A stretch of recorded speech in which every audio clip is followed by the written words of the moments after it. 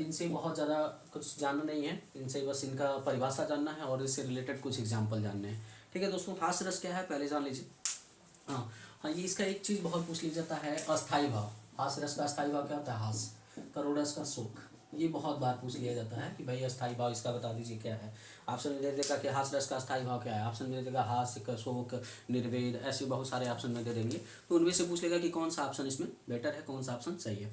ठीक है दोस्तों, तो हास्य रस का परिभाषा जानते हैं कि देखिए इसका अस्थाई भाव हास्य होता है। आपको पता है, बहुत सिंपल सी बता दें कि कोई भी परिभाषा बनाने के लिए आपको 3 शब्द याद होने चाहिए, विभाव, अनुभाव, संचारी भाव। विभाव, अनुभाव, संचारी भाव, ये कुछ शब्द हैं, कीवर्ड हैं, विभाव, अनुभाव, संचारी भाव। आप कोई भी परिभाषा बना सकते हैं आसानी से, कोई दिक्कत नहीं होगा। देखिए दोस्तों, अगर हास्य रस की परिभाषा बनाना है तो कैसे बनाएंगे? इसका अस्थाई भाव हास्य होता है। हास्य नामक अस्थाई भाव जब विभाव, अनुभाव, संचारी भाव से संयोग करता है तब हास्य रस की उत्पत्ति होती। हो गया, परिभाषा खत्म। लेकिन परिभाषा नहीं आता, आता क्या है? ऑप्शनल पूछता है, एक ऑप्शन दे देगा और भाई एक क्वेश्चन दे देगा, उसके 4 ऑप्शन दे देंगे और उनमें से कोई एक सही होगा। तो कैसे पहचानेंगे? तो आपको ये पता होना चाहिए कि भाई हास्य रस का अस्थाई भाव क्या होता है? हास्य होता है। ये कितने भाव से मिलकर बनता है? विभाव, अनुभाव, संचारी भाव से। ये आपको याद होना चाहिए। ठीक है दोस्तों, इसका एग्जाम्पल क्या है कि शीश पर गंगा हंसे, भुजनी भुजंगा हंसे, हासी को दंगा भयो नंगा के विवाह में। एक दूसरा देखिए दोस्तों, करुण रस। करुण रस क्या है? करुण रस का अस्थाई भाव शोक होता है। ये भी वही से बनेगा कि यह जो है विभाव, अनुभाव तथा संचारी भाव से संयोग करता है तब करुण रस की उत्पत्ति होती है। करुण रस क्या है? इसका अस्थाई भाव शोक होता है। ठीक है दोस्तों, शोक नामक अस्थाई भाव जब विभाव, अनुभाव तथा संचारी भाव से संयोग करता है तब करुण रस की क्या होती है? उत्पत्ति होती है। ठीक है दोस्तों, एक नंबर क्लियर हो गया होगा। जैसे मान लीजिए इसका एग्जाम्पल है, बहुत फेमस एग्जाम्पल, कई बार एग्जाम में पूछा भी है। मणि खोए भुजंग सी जन्नी, फंसा पटक रही थी सी संधि, आज बनाकर मुझको किया न्याय तुमने जगदीश। ये बहुत फेमस एग्जाम्पल है, कई बार पूछा गया है। ठीक है दोस्तों, इसको एक बार देख लीजिएगा रस को। और ज़्यादातर यही पूछा जाता है कि भाई करुण रस का अस्थाई भाव बता दीजिए, हास्य रस का अस्थाई भाव बता दीजिए, या तो एग्जाम्पल ही पूछ लेता है कि शीश मुकुट माने शीश पर गंगा हंसे, भुजनी भुजंगा हंसे, हासी को दंगा भयो नंगा के विवाह में। ये जो एग्जाम्पल है बार बार भी पूछ लेता है कि भाई ये किसका एग्जाम्पल है? तो हास्य रस का एग्जाम्पल है। ठीक है दोस्तों, ये किसका एग्जाम्पल है? हास्य रस का एग्जाम्पल है। अगला दोस्तों, अगला चैप्टर क्या है? अगला जो चैप्टर आपको पढ़ना है वो क्या पढ़ना है, ये थोड़ा सा जान लीजिए। अगला आपको पढ़ना है संधि। और संधि आपको जानना है दोस्तों, आपको सिलेबस में एक ही संधि है, यण संधि। कौन सी संधि है? यण संधि। और यण संधि की एक सूत्र है, इको यणचि। इको यणचि, एक सूत्र है दोस्तों, इको यणचि, एक सूत्र। ये सूत्र याद कर लीजिएगा दोस्तों, कभी कभी पूछ लेता है कि यण संधि की सूत्र क्या है। तो यण संधि की सूत्र होता है दोस्तों इको यणचि, इको यणचि। और इसमें कुछ वर्ड है, जैसे पूछ लेता है कि ये कौन सा भाई संधि विच्छेद, जैसे पूछ लेगा प्रतिधन एकः में कौन सा संधि है, तो आपको बताना पड़ेगा दोस्तों ये प्रत्येक शब्द, प्रत्येक संधि विच्छेद है। ठीक है, जैसे अगर आपसे पूछ ले अति धन अधिकम, अति धन अधिकम में कौन सा संधि विच्छेद है, तो आपको बताना पड़ेगा अत्यधिकम, अत्यधिकम संधि विच्छेद है। जैसे आपसे पूछ ले, जैसे आपसे पूछ ले प्रतिधन उत्तरम, प्रतिधन उत्तरम में कौन सा संधि विच्छेद है, तो आप कहेंगे प्रति उत्तरम संधि, प्रति उत्तरम संधि विच्छेद है। ठीक है, प्रति उत्तरम, प्रति उत्तरम संधि विच्छेद है। जैसे आपसे कह दे मधुधन अरि, मधुधन अरि, इसमें कौन सी संधि विच्छेद है? मधुधन अरि में आप बताएंगे मध्यवरी संधि विच्छेद है, मध्यवरी संधि विच्छेद है। ठीक है, जैसे आपसे पूछ ले गुरुधन आदेश, गुरुधन आदेशः, इसमें है गुरुवोदेशः, गुरुवोदेशः, कौन सा है? गुरुवोदेशः। ठीक है, ऐसे आपसे पूछ ले गुरुधन आज्ञा, गुरुधन आज्ञा, तो इसमें क्या है? गुरुवो आज्ञा, गुरुज्ञा। ठीक है, जैसे अगर आपसे पूछ ले सुधन आगतम, सुधन आगतम, इसमें क्या है? तो आप बताएंगे भाई स्वागतम, सुधन आगतम, इसमें क्या है? स्वागतम। ठीक है दोस्तों, जैसे आप इससे पूछ लिया जाए मातृधन आज्ञा, मातृधन आज्ञा, इसमें क्या है? मात्राज्ञा, मातृधन आज्ञा में क्या है? मात्राज्ञा। ठीक है दोस्तों, जैसे आपसे पूछ लिया जाए लादेशः, लादेशः में कौन सा संधि विच्छेद है, तो आप बता देंगे भाई लादेशः में लिरिधन आदेशः, लिरिधन आदेशः, कौन सा संधि विच्छेद है? लिरिधन आदेशः संधि विच्छेद है। ठीक है दोस्तों, जैसे आपसे पूछ ले लाकृति, लाकृति, तो लाधन कृति, लाधन कृति बराबर हो जाएगा आपका क्या? लाकृति, लाधन कृति बराबर लाकृति। ये कुछ इंपॉर्टेंट वर्ड हैं दोस्तों जो बार बार बोर्ड एग्जाम में पूछे जाते हैं, इसको एक बार जरूर देख लीजिएगा कि संधि क्या है। ये 1 नंबर का आता है भाई। संधि की डिफिनेशन कभी कभी आ जाता है कि यण संधि की परिभाषा बता दीजिए। तो यण संधि की परिभाषा होता है दोस्तों इको यणचि। यण संधि की क्या परिभाषा होता है? यण संधि की परिभाषा होता है इको यणचि। और यण संधि को हम जैसे प्रतिधन 1 बराबर होता है क्या? प्रत्येक। अतिधन अधिकम बराबर होता है अत्यधिकम। जैसे ऐसे पूछ लेता है कि प्रत्येक में कौन सा संधि विच्छेद है, बहुत सारे संधि विच्छेद रहेंगे तो वहां पे ऑप्शन में जाना प्रतिधन 1 बराबर प्रत्येक। अत्यधिकम का पूछ लेगा प्रतिधन अधिकम बराबर अत्यधिकम। प्रतिउत्तरम का पूछ लेगा प्रतिधन उत्तरम बराबर प्रतिउत्तरम। मध्यवरी का पूछ लेगा मधुधन अरि बराबर मध्यवरी। गुरुवोदेश का पूछ लेगा तो गुरुधन आदेश बराबर गुरुवोदेश।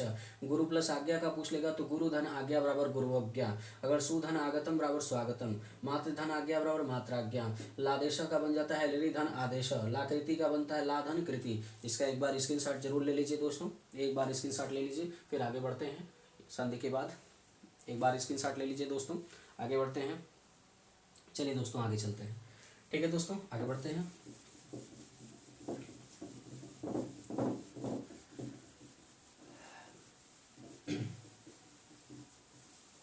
आगे चलते हैं दोस्तों, आगे क्या है उसको देखते हैं। अगला जो टॉपिक होता है दोस्तों वो आता है आपका अगला टॉपिक है छंद। अगला टॉपिक आता है दोस्तों छंद से। छंद क्या है? ठीक है, छंद क्या है? इसमें छंद आपको पता है आपके सिलेबस में 2 ही छंद पढ़ना है, सोरठा छंद रोला छंद। छंद छंद से 1 नंबर का आता है। तो आपके सिलेबस में पूरे हाई स्कूल के सिलेबस में 2 ही छंद पढ़ना है दोस्तों, सोरठा छंद और एक पढ़ना है दोस्तों रोला छंद। क्या पढ़ना है? सोरठा छंद रोला छंद। ठीक है दोस्तों, क्या पढ़ना है आपको? सोरठा छंद और रोला छंद।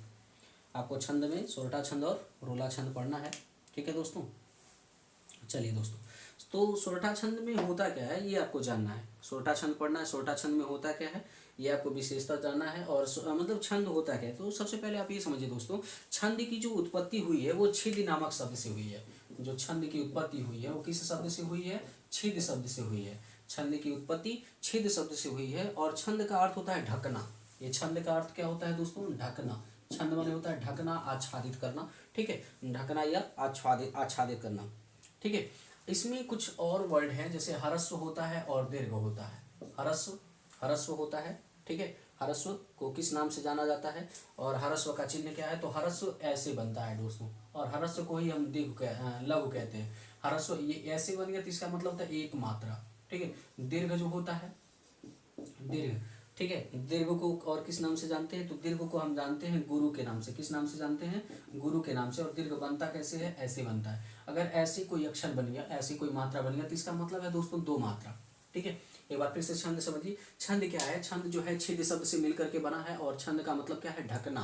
और छंद में जो है हरस्व और दीर्घ होता है। तो हरस्व को किस नाम से जाना जाता है? लघु नाम से जाना जाता है। हरस्व की मात्रा कैसी होती है? तो ऐसे होती है। इसका कितना मात्रा माना जाता है? तो इसका 1 मात्रा माना जाता है। और दीर्घ क्या है? तो दोस्तों दीर्घ को किस नाम से जाना जाता है? तो गुरु के नाम से जाना जाता है। और इसकी मात्रा कैसे लिखी जाती है? तो इस तरीके से लिखी जाती है। इसका मतलब क्या होता है? इसका मतलब है 2 मात्रा। ठीक है दोस्तों, ओके दोस्तों, आगे बढ़ते हैं। जैसे अगर पूछ लिया जाए कि सोरठा जो छंद है उसके पहले और तीसरे चरण में कितनी कितनी मात्राएं होती हैं, तो आपको याद रखना है इसका जो पहला और तीसरा चरण होगा उसमें 11 और 13 मात्रा होगा। कितना मात्रा होगा? 11 और 13 मात्रा होगा। ठीक है दोस्तों, और जो दूसरा चरण होगा, जो इसका दूसरा और चौथा चरण होगा, ठीक है, जो दूसरा चौथा चरण होगा वो 13-11 का होगा। पहला चरण क्या होगा? 11-13 का। दूसरा चरण क्या होगा? दूसरा चरण 13-11 का होगा। पहला चरण 11-13 का, दूसरा चरण कितने का होता है? दूसरा चरण आपका होता है 13-11 का। ठीक है दोस्तों, एक बार इसको नोट करिए। एक बार अगर आप देख रहे हो तो इसे नोट कर लीजिए ताकि आपको कोई दिक्कत ना हो। एक बार इसे नोट कर लीजिए दोस्तों, हो जाए तो फिर बताइए हमको।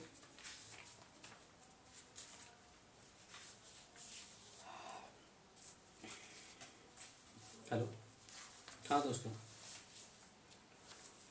एक बार नोट कर लीजिए इसको, एक बार ज़रूर इसको नोट करिए कि ये क्या है क्या नहीं है। एक बार इसे देख लीजिए।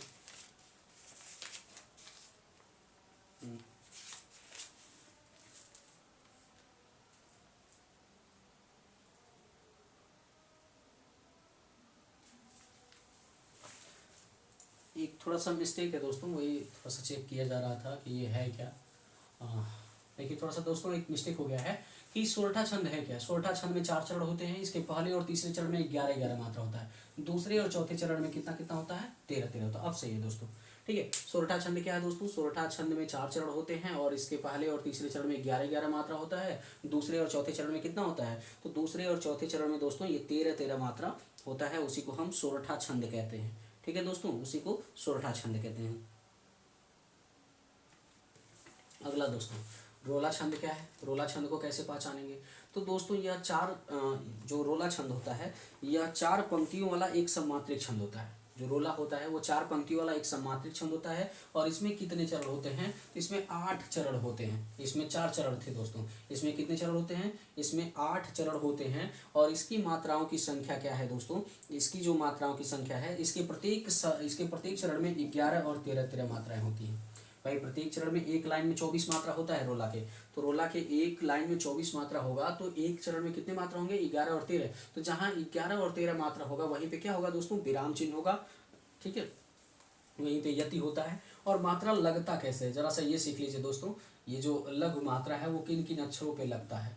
जैसे मान लीजिए अ अनार है, ई इमली है, ठीक है, उल्लू है, ठीक है, री ऋषि है, ऐसी कुछ मात्राओं पे ये लगता है। ठीक है, चंद्रबिंदी अगर किसी पे आएगा किसी अक्षर पे तो उस पे भी यही लगता है लघु। अगर मान लीजिए गुरु लगाना है तो गुरु क्या होता है, आम पे लगता है, ई ईक पे लगता है, ऊन पे लगता है, ए एड़ी, ऐनक, ओ ओखल, औरत, अंगूर, अह। ठीक है, और अगर कोई ऐसे शब्द लिखा है, कोई ऐसे शब्द लिखा है आधा और खड़ा करके कोई शब्द लिखा है, तो उसमें भी आपका कौन सा मात्रा लगता है, उसमें भी आपका गुरु मात्रा ही प्रयोग होता है। ठीक है दोस्तों, एक बार फिर से इसको समझ लेते हैं दोस्तों कि छंद क्या है। ठीक है दोस्तों, छंद क्या है, एक बार आप इसको नोट कर लीजिए, इसका स्क्रीनशॉट ले लीजिए, इसका स्क्रीनशॉट जरूर ले लीजिए दोस्तों। छंद क्या है, छंद क्या है, इसका स्क्रीनशॉट जरूर लीजिए। देखिए दोस्तों छंद क्या है, छंद जो है, छंद को हम ये जो है छंद शब्द की उत्पत्ति छेदी शब्द से हुई है। छंद का मतलब होता है ढकना। और छंद में होता क्या है कि भाई ह्रस्व होता है, दीर्घ होता है। ह्रस्व को किस नाम से जानते हैं, तो लघु नाम से जानते हैं। लघु की कितनी मात्रा होती है, एक मात्रा होती है। दीर्घ को और किस नाम से जानते हैं, गुरु के नाम से जानते हैं। इसकी कौन सी मात्रा होती है, ऐसे यश बनता है और ये ऐसे बनता है, तो कितनी मात्रा बन गई, 2 मात्रा। सोरठा छंद में कितने चरण होते हैं, 4 चरण होते हैं। सोरठा छंद के पहले और तीसरे चरण में कितनी कितनी मात्राएं होती है, 11-11। दूसरे और चौथे चरण में कितनी कितनी मात्राएं होती हैं, 13-13। रोला छंद में कितने चरण होते हैं, 8 चरण होते हैं। इसके प्रत्येक चरण में कितनी कितनी मात्राएं होती है, 24-24 मात्राएं होती है। 11 और 13 मात्राओं पे यति होता है। कहाँ कहाँ लघु लगता है, कहाँ कहाँ गुरु लगता है, मैंने आपको बता दिया। ठीक है दोस्तों, एक बार इसका स्क्रीनशॉट लीजिए फिर आगे बढ़ते हैं। एक बार स्क्रीनशॉट ले लीजिए दोस्तों, फिर आगे चलते हैं, आगे बढ़ते हैं। ठीक है दोस्तों, ठीक है, ओके दोस्तों, आगे बढ़ते हैं, अगला टॉपिक समझते हैं। अगला टॉपिक क्या है, अगला टॉपिक समझते हैं दोस्तों। अगला टॉपिक, ये सारे टॉपिक बहुत ही इंपॉर्टेंट है दोस्तों, और सारे टॉपिक से ही क्वेश्चन पूछे जाने हैं। ठीक है दोस्तों, चलिए दोस्तों आगे समझते हैं। अगला टॉपिक है शब्द रूप। अगला टॉपिक आता है दोस्तों शब्द रूप। शब्द रूप क्या है, अब शब्द रूप मैं आपको लिखवाऊंगा नहीं दोस्तों, इसमें कौन कौन से शब्द रूप इंपॉर्टेंट हैं उसे मैं आपको बता दे रहा हूँ। जैसे मान लीजिए मधु शब्द है दोस्तों, मधु शब्द है, नदी शब्द है, ठीक है, मधु शब्द है, नदी शब्द है, फल शब्द है, ठीक है, मति शब्द है। इसका कौन कौन सा विभक्ति आता है दोस्तों, इसका द्वितीय विभक्ति, तृतीया विभक्ति और चतुर्थी विभक्ति, ये याद कर लीजिएगा, बाकी सारी चीज नहीं याद करना है। ठीक है दोस्तों, इसका कौन कौन सा 3 विभक्ति आपको याद करना है, मधु, नदी, फल और मति का 3 विभक्ति आपको याद करना है। दूसरा, तीसरा और चौथा विभक्ति आपको याद करना है, आपको 1 नंबर ये मिल जाएगा। इसी के बाद आता है धातु रूप। इसी के बाद एक और आता है दोस्तों धातु रूप। तो धातु रूप किसका आता है दोस्तों, धातु रूप आता है पठ का और हस का। पठ का आता है और हस का आता है, तो ये याद कर लीजिएगा दोस्तों, पठ धातु और हस धातु। तो इसका 1 नंबर ये हो गया दोस्तों। ठीक है दोस्तों, आई होप दोस्तों, मुझे लगता है कि आपको पूरा का पूरा ये क्लियर हो गया होगा, कोई दिक्कत नहीं होगा। ठीक है दोस्तों, चलिए आगे बढ़ते हैं। मैंने आपको 60 नंबर का इसका स्क्रीनशॉट ले लीजिएगा दोस्तों। शब्द रूप किसके किसके आते हैं, मधु, नदी, फल और मति का, तो कौन कौन सा, तो दूसरा विभक्ति, तीसरा विभक्ति और चतुर्थी विभक्ति बहुत बार पूछा जाता है। ठीक है, और धातु रूप किसका पूछा जाता है, पठ धातु का, हस धातु का। ठीक है दोस्तों, आई होप आप लिख लिए होंगे। आगे बढ़ते हैं, आगे चलते हैं दोस्तों,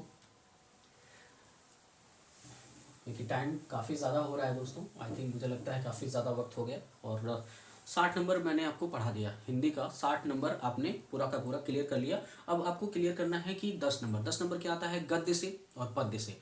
गद्य जो आपने स्टार्टिंग में पढ़ा होगा, तो गद्य से 5 क्वेश्चन पूछे जाते हैं, पद्य से 5 क्वेश्चन पूछे जाते हैं। तो उन 5 क्वेश्चनों से कुछ इंपॉर्टेंट चीज़ें मैं आपको बताऊँगा, उन इंपॉर्टेंट चीज़ों को आपको नोट करना है। जैसे नोट क्या क्या करना है दोस्तों, जैसे मान लीजिए आपको हमने बता दिया भारतेंद्र युग क्या है। चलिए हमने आपको कुछ शुरू किया, भारतेंद्र युग। भारतेंद्र युग, तो भारतेंद्र युग कब शुरू होता है दोस्तों, भारतेंद्र युग शुरू होता है 1850 से 1900 ईस्वी तक। भारतेंद्र युग कब चलता है, सन 1850 से 1900 तक चलता है भारतेंद्र युग। और भारतेंद्र युग के कुछ कवियों के नाम जानते हैं दोस्तों, बालकृष्ण जी। बालकृष्ण जी भारतेंद्र युग के कवि हैं। प्रताप नारायण मिश्र जी हैं, प्रताप नारायण जी हैं। बालकृष्ण जी, प्रताप नारायण जी, निवास दास जी हैं, निवास दास जी हैं, राधा कृष्ण दास जी हैं। ये कुछ भारतेंद्र युग के क्या हैं, कवि हैं, कुछ लेखक हैं। ठीक है, ये भारतेंद्र युग है। भारतेंद्र युग कब से चलता है दोस्तों, भारतेंद्र युग चलता है 1850 से 1900 ईस्वी तक। भारतेंद्र युग कब से चलता है, 1850 से 1900 ईस्वी तक। और इसके कुछ फेमस कवि कौन कौन से हैं, बालकृष्ण जी, प्रताप नारायण मिश्र जी, निवास दास जी, राधा कृष्ण जी। ये कुछ याद कर लीजिएगा दोस्तों। अगला दोस्तों एक आता है, दूसरा आता है द्विवेदी युग। दूसरा आता है दोस्तों द्विवेदी युग। द्विवेदी युग कब से चलता है, सन 1900 से लेकर के 1920 तक। सन 1900 से लेकर के 1920 तक चलता है द्विवेदी युग। और द्विवेदी युग में आते कौन है, महावीर प्रसाद जी आते हैं। महावीर प्रसाद द्विवेदी जी इन्हीं के नाम से चूंकि ये चलता है। अगला है पूर्ण सिंह, सरदार पूर्ण सिंह। पूर्ण सिंह का भी नाम इसमें आता है। पदम सिंह, श्याम सुंदर दास, पदम सिंह, श्याम सुंदर दास, श्याम सुंदर दास जी आते हैं। ठीक है, तो यही चलता है इसमें। अगला दोस्तों, अगला एक आता है द्विवेदी युग के बाद शुक्ल युग। और शुक्ल युग कब से चलता है, तो शुक्ल युग चलता है सन 1919 से लेकर के 1938 तक। सन 1919 से लेकर के 1938 तक चलता है। तो इसमें कौन कौन कवि आते हैं, रामचंद्र शुक्ल जी आते हैं, रामचंद्र शुक्ल जी, गुलाब राय जी, हजारी प्रसाद द्विवेदी जी, प्रेमचंद जी, ऐसे कुछ महान लेखक आते हैं इसमें। ठीक है दोस्तों, इसको जरूर नोट कर लीजिएगा। जैसे मान लीजिए अगर आपसे पूछ लिया जाए छायावादी युग, तो छायावादी युग में दोस्तों दो लोग बहुत फेमस हैं, तीन लोग बहुत फेमस हैं। जयशंकर प्रसाद, जैसे पूछ लेता है इनमें छायावादी कवि हैं, जयशंकर प्रसाद, महादेवी वर्मा और एक हैं दिनकर जी, रामधारी सिंह दिनकर जी। ठीक है दोस्तों, छायावादी युग के ये बहुत फेमस कवि हैं दिनकर जी। इनको नोट कर लीजिए, इनको जरा आप नोट कर लीजिए दोस्तों। ये कुछ चीज़ें हैं, इनमें से एक दो क्वेश्चन आपको मिल जाएंगे। देखिए दोस्तों, ये जो है इसमें मैं ये नहीं कहूँगा कि पाँचों के पाँचों मैच कर जाएंगे, लेकिन दोस्तों हाँ ये उम्मीद जरूर रहेगा कि 5 क्वेश्चन अगर गद्य से पूछते हैं तो उन 5 क्वेश्चनों से जरूर कहीं ना कहीं 2-3 क्वेश्चन आपको मैच हो जाएंगे। पाँचों तो नहीं मैच करेंगे इस वाले में, लेकिन बाकी अभी भाई हो सकता है कि इसमें से 5 मैच कर जाए, लेकिन मे बी 1-2 तो मैच करना ही चाहिए, 2-3। लेकिन होता क्या है कि इसमें 5 नहीं मैच होता है। आई थिंक मुझे लगता है 2-3 मैच हो जाता है। ठीक है, भारतेंद्र युग कब चलता है, तो भारतेंद्र युग 1850 से लेकर के 1900 तक। इससे किस मतलब इसमें कौन कौन से कवि आते हैं, बालकृष्ण जी, प्रताप नारायण मिश्र जी, निवास दास जी, राधा कृष्ण जी। द्विवेदी युग कब से चलता है, 1900 से लेकर के 1920 तक। इसे द्विवेदी युग में कौन कौन से कवि आते हैं, महावीर प्रसाद द्विवेदी जी, सरदार पूर्ण सिंह जी, पदम सिंह जी, श्याम सुंदर दास जी। शुक्ल युग क्या होता है, 1919 से लेकर के 1938 तक। इसमें कौन कौन से कवि हैं, रामचंद्र शुक्ल जी, गुलाब राय जी, हजारी प्रसाद द्विवेदी जी, प्रेमचंद जी। उसके बाद छायावादी युग के कुछ कवियों के नाम, जैसे मान लीजिए जयशंकर प्रसाद, महादेवी वर्मा और रामधारी सिंह दिनकर जी। ठीक है दोस्तों, स्क्रीनशॉट ले लीजिए, स्क्रीनशॉट ले लेते हैं, फिर आगे बढ़ते हैं। स्क्रीनशॉट ले लीजिए। ठीक है दोस्तों, मिटाते हैं, आगे चलते हैं, दोस्तों। आगे क्या है,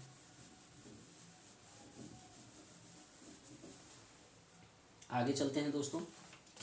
अगला क्या है, अगला कुछ कृतियाँ पूछ लेते हैं दोस्तों। कुछ कृतियाँ, जैसे मान लीजिए कुछ कृतियाँ आ गया, रस मीमांसा। कुछ फेमस कृतियाँ हैं दोस्तों, जिसे कुछ याद कर लीजिएगा, 1-2 शायद आपको मैच कर जाए। जैसे मान लीजिए गोदान, आवारा मसीहा, चिंतामणि, यहीं पे लिख देते हैं दोस्तों, चिंतामणि, चिंतामणि, अर्धनारीश्वर, अर्धनारीश्वर, ठूठा आम, ठूठा आम, बाणभट्ट की आत्मकथा, बाणभट्ट की आत्मकथा। अब ये कुछ फेमस कृतियां हैं दोस्तों, चिंतामणि, रसमीमांसा, और ये किसने लिखा है? रामचंद्र शुक्ल जी। किसने लिखा है दोस्तों? रामचंद्र शुक्ल जी। गोदान किसने लिखा है? प्रेमचंद जी। ठीक है, प्रेमचंद जी। आवारा मसीहा किसने लिखा है? विष्णु प्रभाकर जी, विष्णु प्रभाकर जी। ठीक है, अर्धनारीश्वर किसने लिखा है? तो रामधारी सिंह दिनकर जी। इसको किसने लिखा है? दिनकर जी। ठूठाम किसने लिखा है? भगवत शरण उपाध्याय जी, भगवत शरण उपाध्याय जी। बाणभट्ट की आत्मकथा किसने लिखा है? हजारी प्रसाद द्विवेदी जी। ये कुछ इसके कुछ फेमस जो कृतियां बार बार एग्जाम में पूछे जाते हैं उसको नोट कर लीजिए दोस्तों, उसको नोट कर लीजिए। जो फेमस कृतियां बार बार पूछे जाते हैं दोस्तों, आप इतने देर तक अगर आप पढ़ रहे होंगे तो कहीं ना कहीं आप जग रहे होंगे, पढ़ रहे होंगे। ठीक है दोस्तों, कहते हैं ना, उठा के तलवार जब घोड़े पर सवार होते, उठा के तलवार जब घोड़े पर सवार होते, बांध के साफा जब तैयार होते, उठा के तलवार जब घोड़े पर सवार होते, बांध के साफा जब तैयार होते, देखती है दुनिया छत पे चढ़ के, देखती है दुनिया छत पे चढ़ के, और कहती है कि काश हम भी ऐसे होशियार होते। चलिए दोस्तों, इसको नोट कर लीजिए। और रश्मिमांसा क्या है? रामचंद्र शुक्ल जी ने इसको लिखा है। गोदान किसने लिखा है? तो प्रेमचंद जी ने। आवारा मसीहा किसने लिखा है? विष्णु प्रभाकर जी ने। अर्धनारीश्वर किसने लिखा है? दिनकर जी ने। ठूठाम किसने लिखा है? भगवत शरण उपाध्याय जी ने। और बाणभट्ट की आत्मकथा किसने लिखा है? तो डॉक्टर हजारी प्रसाद द्विवेदी जी ने इसे लिखा है। ठीक है दोस्तों, आगे बढ़ते हैं। ये हो गया दोस्तों आपका गद्य से। गद्य के 5 इंपॉर्टेंट क्वेश्चन थे, वो मैंने आपको करा दिए। अगला देखते हैं दोस्तों, लास्ट पद्य का 5 इंपॉर्टेंट, पद्य के जो 5 इंपॉर्टेंट है दोस्तों वो आगे देखते हैं। पद्य का 5 इंपॉर्टेंट क्वेश्चन क्या है उस पर फोकस करते हैं। ठीक है दोस्तों, इसको पद्य का थोड़ा सा देख लीजिए। पद्य का क्या है? रीतिकाल, बहुत इंपॉर्टेंट है दोस्तों। रीतिकाल, रीतिकाल को किस नाम से जानते हैं भाई? मध्यकाल के नाम से जानते हैं। किस नाम से जानते हैं? मध्यकाल के नाम से जानते हैं। इसकी समयावधि क्या है? 1643 से लेकर के 1843 तक। इसकी समयावधि क्या है? 1643 से लेकर के 1843 तक। ठीक है, और रीतिकाल के कुछ फेमस कवि कौन कौन से हैं? जैसे भूषण जी, महाकवि भूषण जी। ठीक है, रसखान जी, रसखान जी, केशवदास जी, ये कुछ इनके फेमस कवि हैं, केशवदास जी। ठीक है, ये रीतिकाल है। आधुनिक काल कब से चलता है? इसका डेट ही पूछ लेता है। आधुनिक काल, आधुनिक काल की डेट क्या है दोस्तों? 1843 से लेकर के आज तक, आज तक। कब से? 1843 से लेकर के आज तक चलता है। आधुनिक काल के कुछ कवि कौन कौन से हैं? आधुनिक, इसमें एक और आते हैं, बिहारी जी आते हैं। ठीक है, बिहारी जी आते हैं, पद्माकर जी आते हैं, ये कुछ कवि हैं, ये आते हैं। आधुनिक काल कब से चलता है दोस्तों? 1843 से लेकर के आज तक। इसमें कौन कौन से आते हैं? महावीर प्रसाद द्विवेदी जी, महावीर प्रसाद द्विवेदी जी, हजारी प्रसाद द्विवेदी जी, ये कुछ कवि आते हैं। ठीक है, ये दोनों इंपॉर्टेंट में रहेगा दोस्तों। रीतिकाल को किस नाम से जानते हैं? मध्यकाल के नाम से। इसका समयावधि क्या है? 1643 से लेकर के 1843 तक। इसमें कौन कौन से कवि आते हैं? महाकवि भूषण जी, रसखान जी, केशवदास जी, बिहारी दास जी, और बिहारी लाल जी, और पद्माकर जी। और अगला क्या है? आधुनिक काल। आधुनिक काल की समयावधि क्या है दोस्तों? वो 1843 से लेकर के आज तक है इसकी समयावधि। और इसमें कौन कौन से कवि आते हैं? तो महावीर प्रसाद द्विवेदी जी आते हैं और हजारी प्रसाद द्विवेदी जी आते हैं। ठीक है दोस्तों, अब थोड़ा सा आता है कभी कभी रीतिकाल की विशेषताएं क्या है। रीतिकाल की विशेषताएं, ये कुछ विशेषताएं नोट कर लीजिएगा, क्योंकि कभी कभी विशेषताएं हूबहू पूछ लेता है कि कौन कौन सी विशेषताएं हैं। तो इसमें रीतिकाल की विशेषताएं कई हैं। जैसे लक्षण ग्रंथों की रचना, लक्षण ग्रंथों की रचना, लक्षण ग्रंथों की रचना, ये इसकी विशेषता है। ठीक है, दूसरा इसका विशेषता है श्रृंगार रस की प्रधानता। अगर आपसे पूछ ले कि श्रृंगार रस की प्रधानता किसमें होता है, तो रीतिकाल में श्रृंगार रस की प्रधानता, श्रृंगार रस की प्रधानता। ठीक है दोस्तों, अगला तीसरा क्वेश्चन आपसे पूछ लेता है कि कला पक्ष की प्रधानता। इसमें भी एक और चीज होता है, कला पक्ष की प्रधानता।